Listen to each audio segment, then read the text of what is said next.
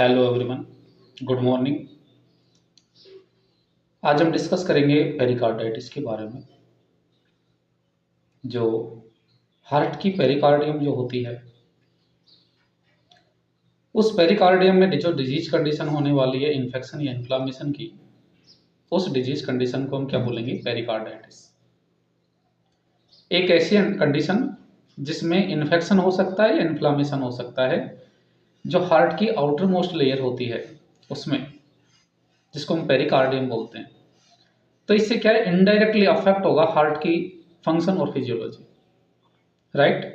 तो पेरिकार्डाइटिस एक ऐसी कंडीशन होगी जिसमें इन्फेक्शन इन्फ्लामेशन होगा पेरिकार्डियम लेयर में, हार्ट की में, जो आउटर मोस्ट लेयर है, और इसके रिजल्ट में हमें हार्ट की जो फंक्शंस और फिजियोलॉजी है वो हमें अफेक्ट देखने को मिलेगी।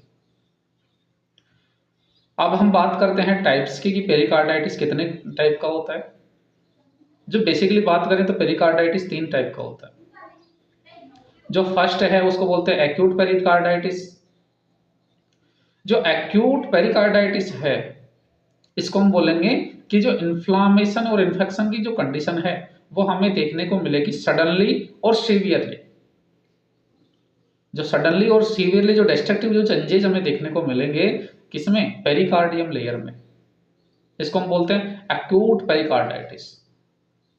तो जो सडन सीवियर जो इन्फ्लामेटरी जो पर्टिकुलर एक्सपोजर के कारण हमें देखने को मिलेगा, विद इन डेज हो सकता है, विद इन वीक्स हो सकता है, और विद इन हॉर्स हो सकता है, राइट। तो हम इसको बोलते हैं पेरिकार्डाइटिस। कौन सा? Acute pericarditis. दूसरा है acute pericarditis with effusion. Acute pericarditis के बाद कारण या साथ में अगर इफ्यूजन, कलेक्शन ऑफ फ्लूइड्स अपने को देखने को मिले, उसको हम बोलते हैं पेरिकार्डियल इफ्यूजन। तीसरा है क्रोनिक कंस्ट्रक्टिव पेरिकार्डाइटिस।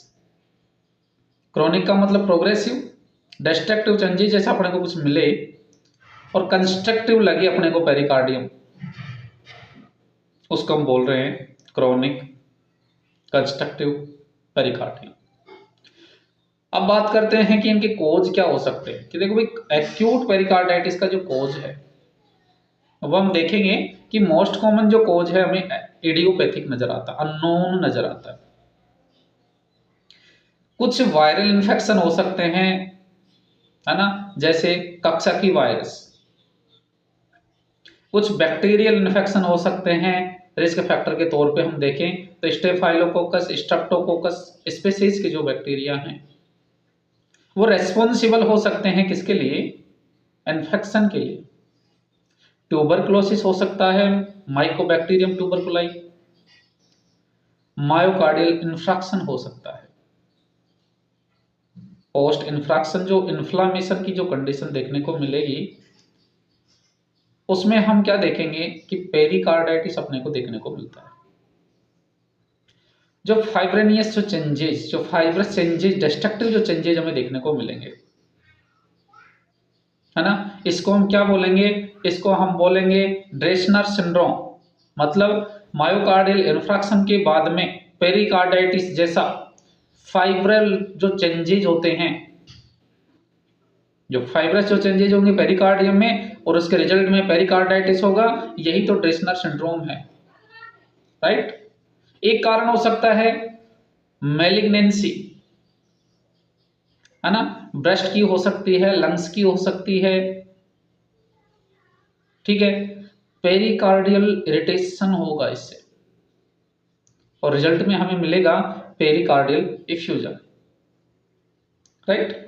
और क्या देखने को मिल सकता है? क्या हो सकता है? सीकेडी इसका कारण हो सकता है, क्रोनिक किडनी डिजीज।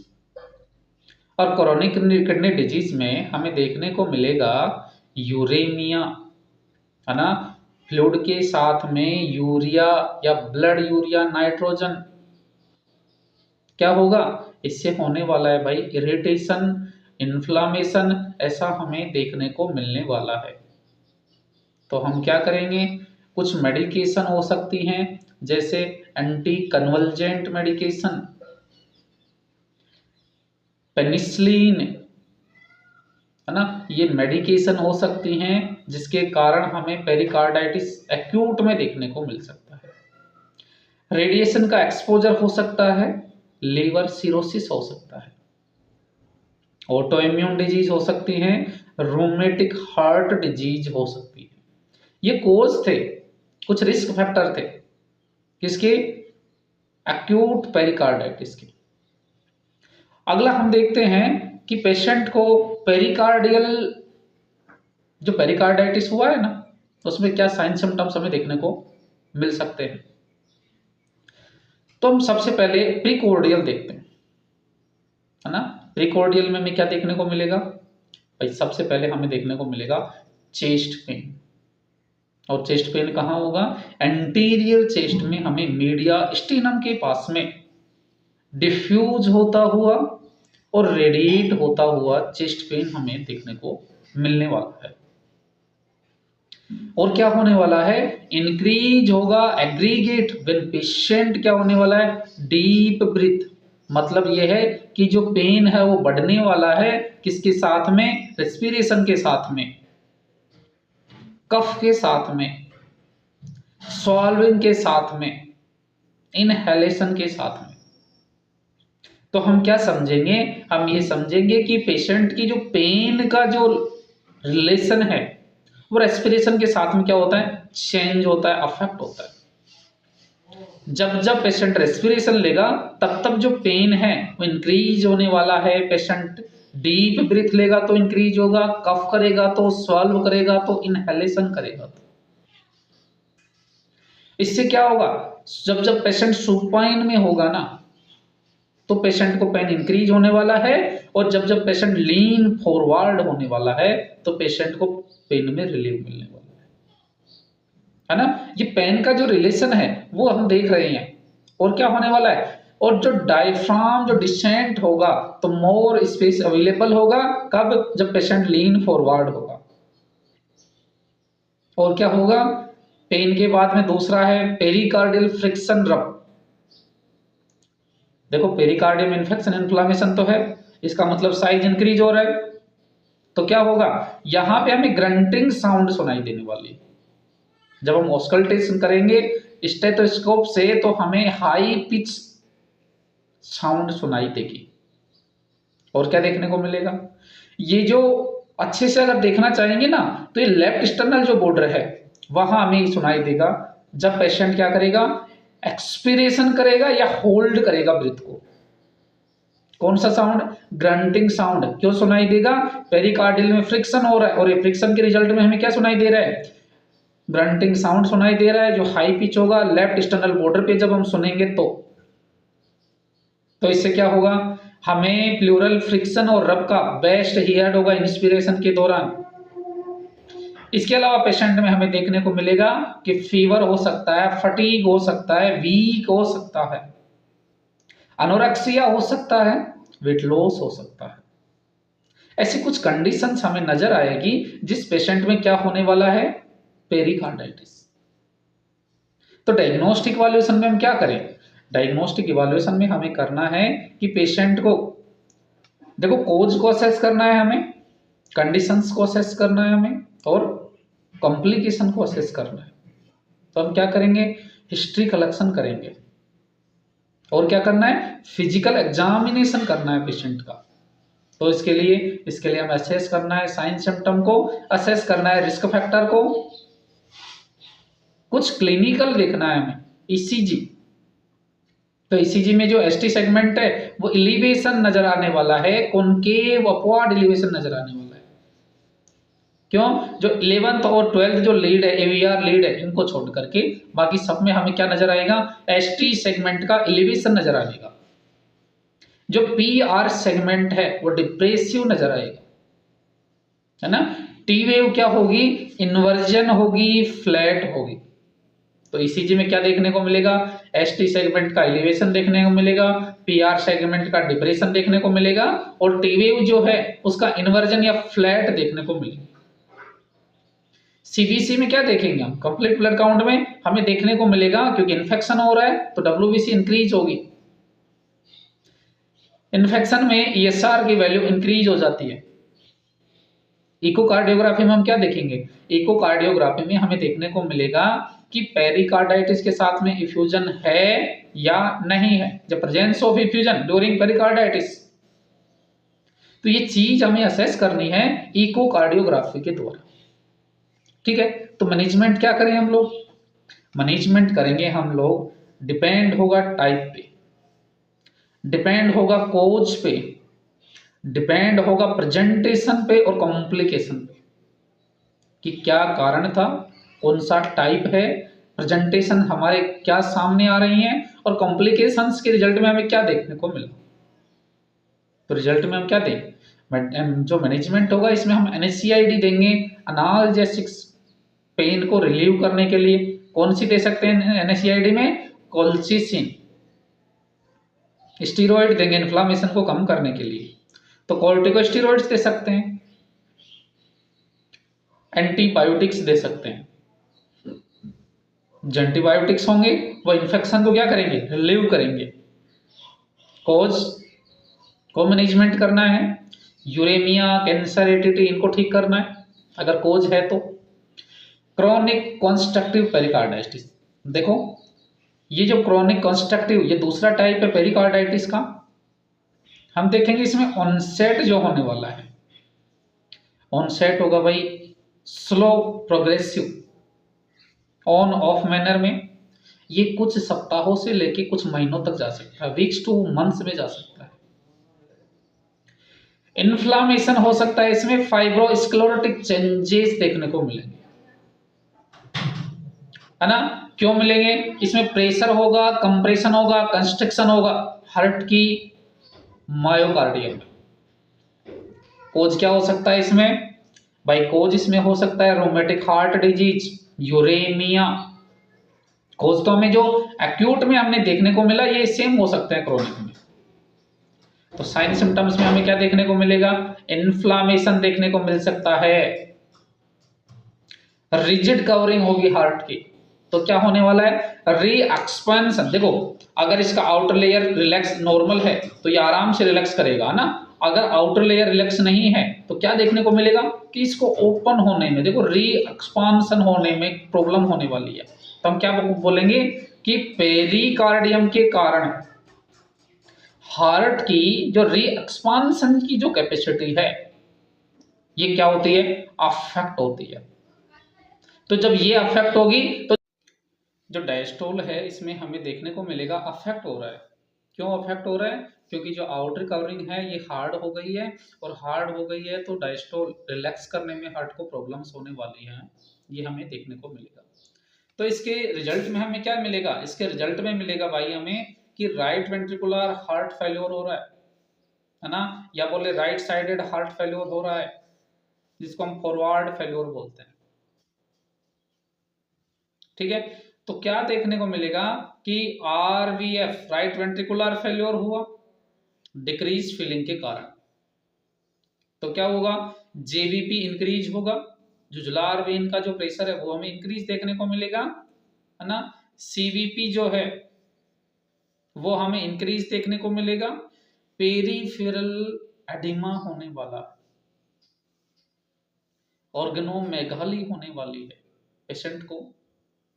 तो क्या होगा इसके रिजल्ट में भाई हमें देखने को मिलेगा कि कार्डियक आउटपुट डिक्रीज हो रहा है, स्ट्रोक वॉल्यूम डिक्रीज हो रहा है, जो पेरिफेरल जो परफ्यूजन है वो पेरिफेरल परफ्यूजन भी क्या हो रहा है, डिक्रीज हो रहा है। तो ये रिजल्ट हमें क्या देखने को मिल रहा है, इसके रिजल्ट में LVF भी हो जाएगा, क्योंकि देखो ब्लड नहीं गया, ब्लड नहीं गया तो कंपनसेटरी मैकेनिज्म के थ्रू क्या करने पड़ेगा, जो लेफ्ट वेंट्रिकल है इसको ज्यादा एफर्ट लगाने पड़ेगा। जब ज्यादा एफर्ट लगाएगा तो क्या होगा, यहाँ पे लेफ्ट वेंट्रिकुलर हाइपरट्रोफी देखने को मिलेगी क्रोनिक में, है ना। और लेफ्ट वेंट्रिकुलर हाइपरट्रोफी तो उसको ज्यादा जरूरत पड़ेगी, ऑलरेडी नहीं आ पा रहा, तो रिजल्ट में हमें क्या देखने को मिलेगा, फेल्योर देखने को मिलेगा। टेकिकार्डिया देखने को मिल सकता है कंपनसेटरी, है ना। सिस्टोलिक BP इंक्रीज हो सकती है, कार्डिक आउटपुट डिक्रीज होने वाला है, फटीग होने वाली है, और रिजल्ट में वीकनेस भी देखने को मिलेगी। तो ये सब जो चीजें देखने को अपने को मिल रही है, तो पेरिकार्डाइटिस में हम ऐसा बोल सकते हैं कि RVF तो होगा, लेकिन RVF के साथ साथ में क्या देखने को मिल रहा है, हमें LVF भी देखने को मिल रहा है, राइट। तो पेरिकार्डियल नोक जो होते हैं, जो पेरिकार्डियल सोल्जर जो होते हैं, पेरिकार्डियम के कारण शॉक होता है। तो जब हार्ट अनयील्डिंग रिजिड कंडीशन में हो जाएगा तो ये फंक्शंस नहीं कर पाएगा। तो क्या होगा, हाई पिच साउंड हमें सुनाई देने वाली है, अर्ली डायस्टोल हमें देखने को मिलने वाला है। ठीक है, तो क्या होगा इससे, इससे होगा सेकेंडरी पेरिकार्डाइटिस, प्रोड्यूस होने वाला है अनयील्डिंग वेंट्रिकल। ठीक है, अनयील्डिंग की जो कंडीशन हमें देखने को मिली है, इसके अलावा और क्या देखने को मिल सकता है हमें, कुस्मोल साउंड, जिसको कुस्मोल साइन बोलते हैं हम लोग। जो कुस्मोल साइन है ये पॉजिटिव होगा CCP में। ठीक है, जो डीप इनहेलेशन होगा, ये डीप इनहेलेशन क्या होगा, जो JVP है उसको डिक्रीज करेगा, नॉर्मल करेगा, या फिर JVP अगर इंक्रीज हो रहा है तो पैराडॉक्सिकल रेज होगा JVP। तो ये और क्या पॉजिटिव हो सकता है इसमें, जो रेस्ट्रिक्टिव कार्डियोमायोपैथी है यहाँ भी हमें JVP या कुस्मोल साइन पॉजिटिव देखने को मिल सकता है। तो राइट वेंट्रिकल का फेल्योर देखने मिलेगा भैया, और कोर पल्मोनल और CCF। ठीक है, अगला हम डायग्नोस्टिक इवैल्यूएशन इसका करें, तो डायग्नोस्टिक इवैल्यूएशन में हमें क्या देखने को मिलेगा, चेस्ट एक्सरे करेंगे हम लोग। ठीक है, एग इन कप, एक कप में हम अंडा जैसे रखते हैं वैसा हमें अपीयरेंस देखने को मिलेगा किसमें, चेस्ट एक्सरे में।